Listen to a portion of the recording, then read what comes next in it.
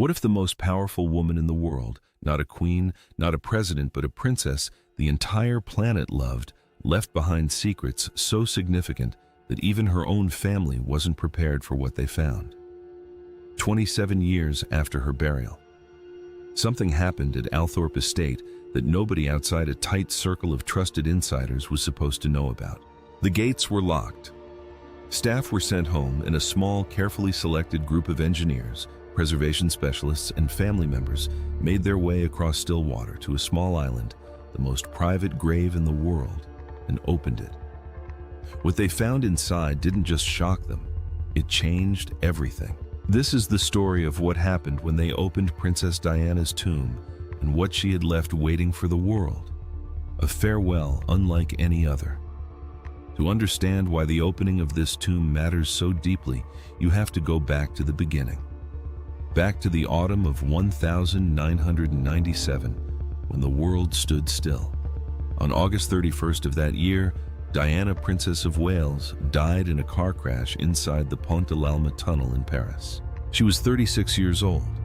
She had been traveling with her companion Dodi Fayed when the Mercedes they were riding in lost control at high speed and collided with a concrete pillar. The world received the news in the early hours of the morning, and within hours, flowers began piling up outside Kensington Palace in a wave of grief no one had ever seen before. 6 days later, on September 6th, 1997, over 2 billion people around the globe watched her funeral, one of the largest single television audiences in human history. Her sons William and Harry, just 15 and 12 years old, walked behind their mother's coffin through the streets of London. Elton John performed a rewritten version of Candle in the Wind. Earl Spencer. Her brother delivered a eulogy that brought the entire Abbey to tears. But after the cameras turned away, after the crowds dispersed, a quiet and private burial took place, one the public never witnessed. Diana's brother Charles Spencer faced an impossible decision in those raw days of grief. The original plan had been to bury her in the Spencer family vault at a local church where 20 generations of Spencers over 5 centuries had been laid to rest. But the sheer scale of public mourning changed everything.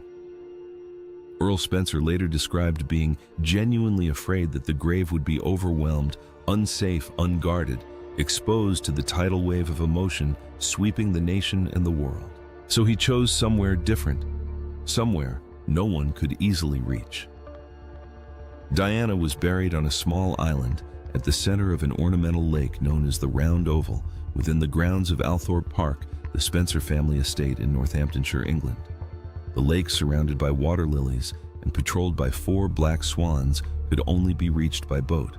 A path lined with 36 oak trees, one for each year of her life, led to the water's edge. On the southern bank stood a Grecian-style memorial known as the temple bearing her name, and a quote that captured everything she stood for.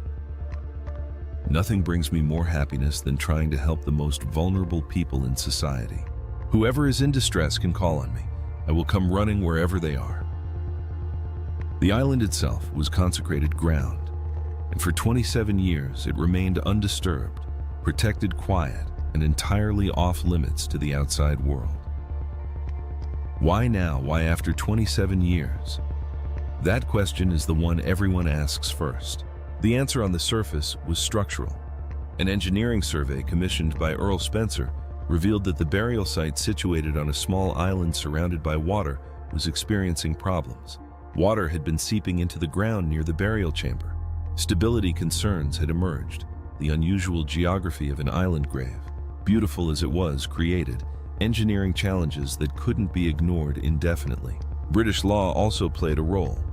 Regulations governing private burials have provisions that kick in after certain time thresholds, requiring inspection and, in some cases, remedial action.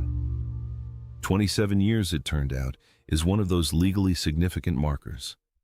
But beyond the technical and legal explanations, there was something more human driving this decision. Both Prince William and Prince Harry had reportedly expressed a desire for reassurance, a need to know that their mother's resting place was secure, that she was at peace, that everything was as it should be, that her grave had not suffered damage, that no intruder had ever succeeded in reaching her. Earl Spencer had previously confirmed that there had been at least 4 attempted break-ins to the gravesite over the years. The thought that someone could disturb Diana's rest had always haunted the family. The decision to open the tomb was not made lightly. It was planned in absolute secrecy, with only a handful of people informed in advance. Althorp was closed to visitors on the day. Most of the estate's staff were given the day off or kept far from the grounds. A specialist team, engineers, preservation experts, and professionals from the funeral industry were brought in under strict confidentiality. Earl Spencer was present from the very beginning. Prince William attended, though accounts differ on the precise timing of his arrival. Prince Harry's presence remains uncertain. Some reports indicate he participated remotely via video call from his home in California, separated by an ocean from a moment that must have been for him almost unbearably significant. The process lasted several hours. Every step was documented, meticulously photographed and recorded for historical archives. And then they opened it. The discovery that stopped everyone cold.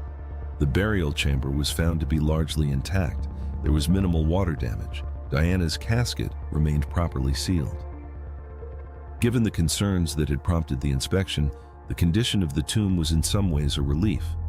But that relief was immediately overtaken by something no one had fully expected.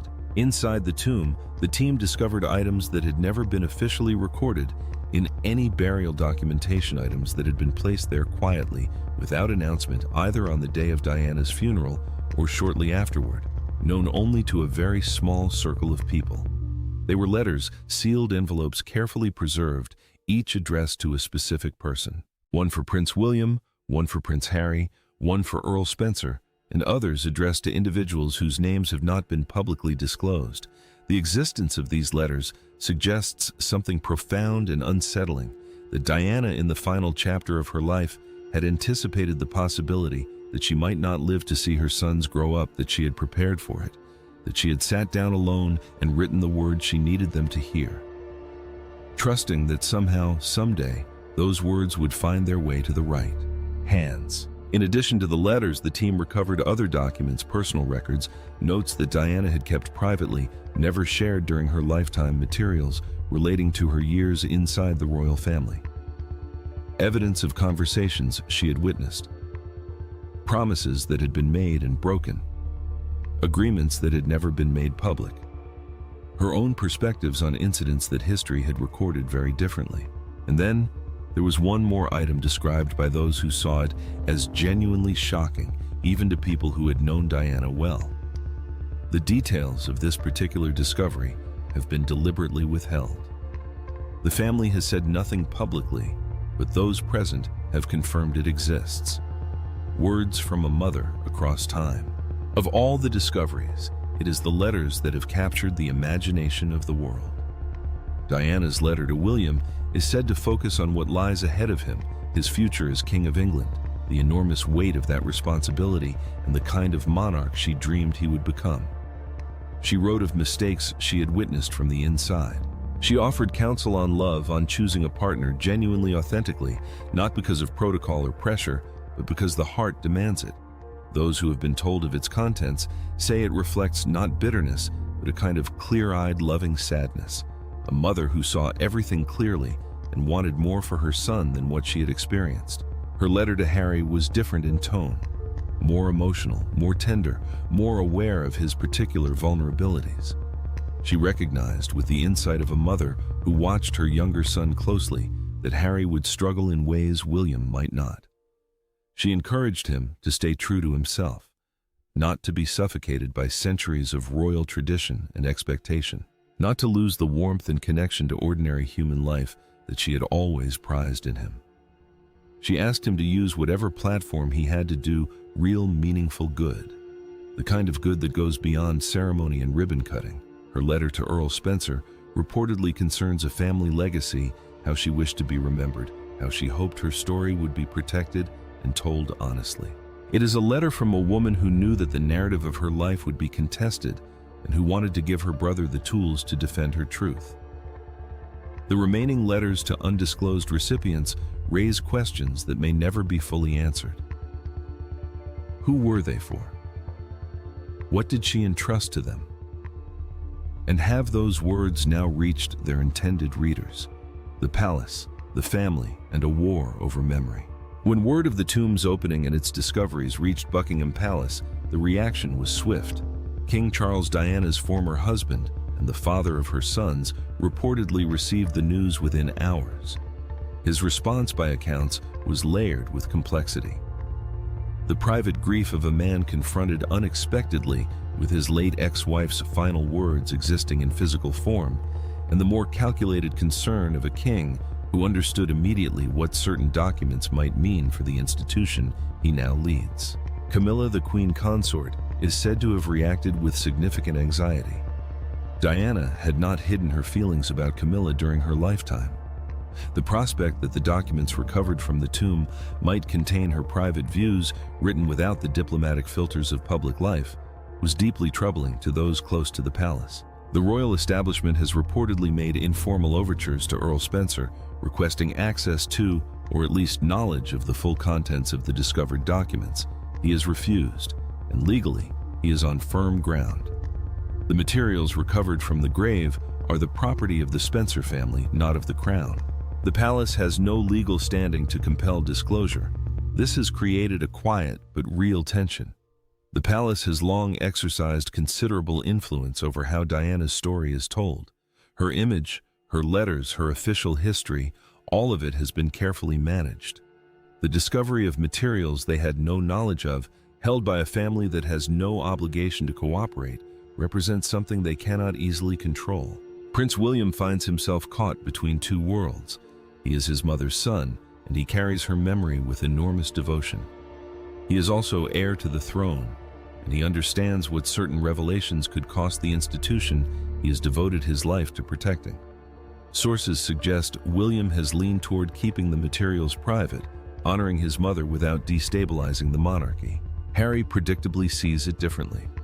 His memoir, his interviews, his departure from royal life, all of it speaks to a man who believes that transparency and truth are more important than institutional comfort. He reportedly believes some of what Diana left behind was intended to be shared with the world, not locked away in a private archive. Earl Spencer holds the legal and moral authority here, and he is in no hurry. He remains cautious, deliberate, and protective of both his sister's memory and the family's relationship with history. A legacy that refuses to be sealed. What does it mean that Diana left letters in her tomb? It means she was thinking ahead. It means that even in her most vulnerable years, navigating a painful divorce, escaping the confines of an institution that had tried to silence her, rebuilding her identity on her own terms. Some part of her mind was composed enough to prepare for a future where her voice might still be needed. She had already demonstrated that quality in her famous 1995 Panorama interview. The moment she spoke candidly about her marriage, her mental health, and her belief that she had a role to play outside the official boundaries drawn around her. "I'd like to be a queen of people's hearts," she said. 46 million people in Britain alone watched that broadcast. The letters found inside her tomb are the continuation of that impulse, a final act of communication perfectly timed not for the moment of her death, but for a future she trusted would eventually arrive. The question now facing the Spencer family, and in some ways all of us, is what to do with what she left behind. Diana's words are her own. Her documents belong to her family. But her story belongs in a very real sense to the world. The opening of her tomb was not a violation of her rest. It was in a strange way exactly what she intended. A moment where the silence of 27 years was finally broken, and Diana, Princess of Wales, once again had something to say. Whether we will ever hear it is still being decided. But one thing is certain. Even from the quiet island where 4 black swans drift across still water and 36 oak trees stand guard, the People's Princess has not finished speaking. If you found this story as extraordinary as we did, share it with someone who still thinks about Diana. And make sure to subscribe, because some stories are too important to miss.